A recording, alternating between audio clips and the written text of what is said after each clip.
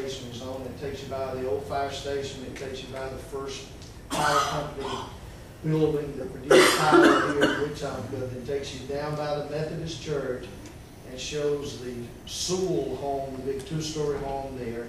Turns and then goes down in front of the church on your side of the street, down to your home, and then turns and goes back out to 212 or Elmore Road. There has been significant work done on sidewalks to correct sidewalk problems and elevations, and to cut back some limbs and things that would be affecting this walk. I understand that, and Craig and I have cut back all the limbs, but my concern is that we cut everything back when the city requested it of us, and 2 days later I came home after having been at the opening of the new museum at the State Department of Archives and History, find that a flower bed that I had planted on a median, which has been there for 20-some years, had been completely destroyed. Now, was it between the sidewalk and the street? Between the sidewalk and the street, but they were, low plants. They did not overhang in the street. They did not overhang the sidewalk. It was a flower bed of perennial plants.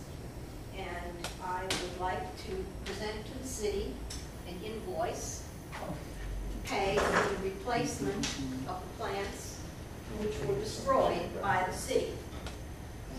If we are to maintain them, if the city is going to maintain that, I will tell my lawn service not to mow out there or maintain anything anymore. But if we are to maintain the median, then we need to know from the city, do we maintain it?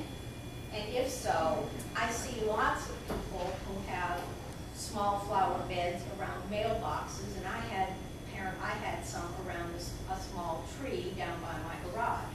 Now, if this is not an acceptable use of the median, then the city needs to make this a formal policy. However, I would appreciate it, if you either make a policy or allow us to plant what we want and maintain it. I'm just asking for guidance. And I think, having dealt with you on different issues over the years, that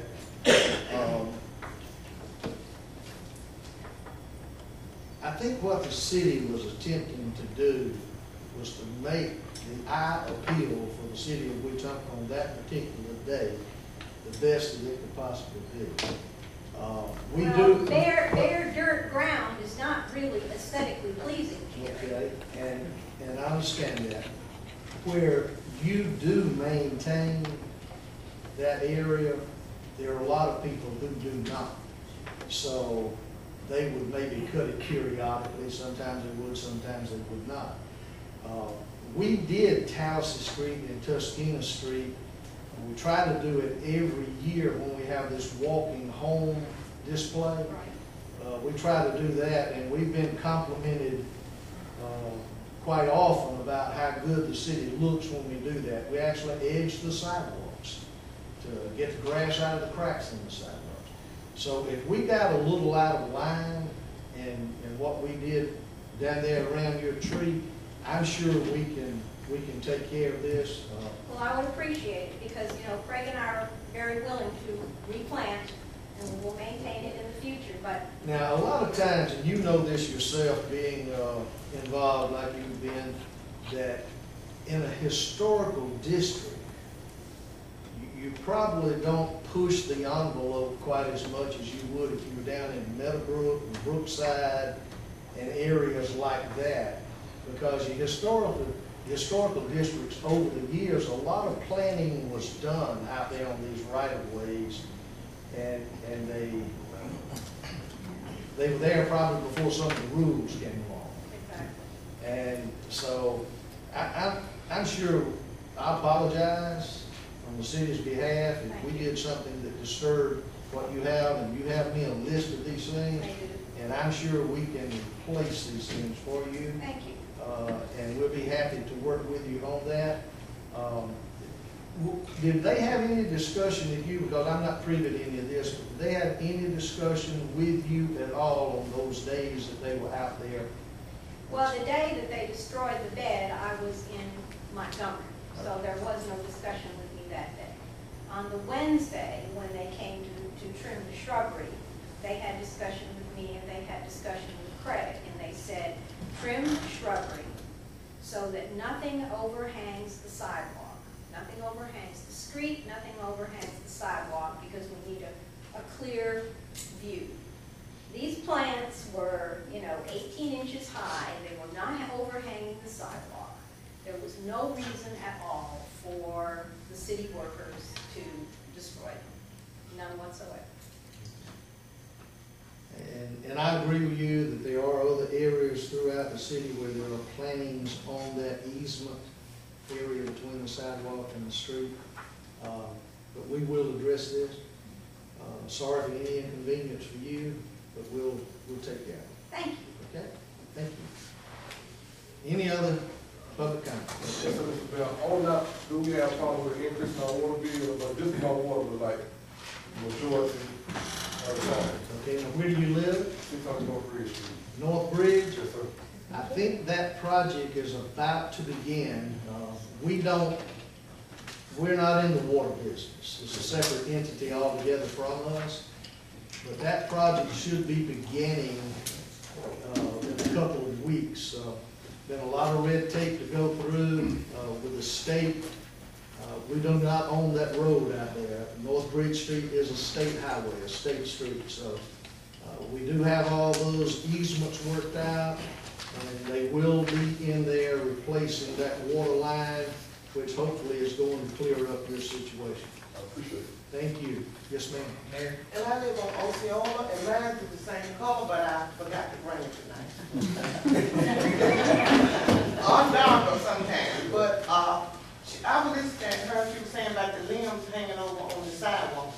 Do the city supposed to cut the limbs that hanging over the sidewalks where you walk? Okay.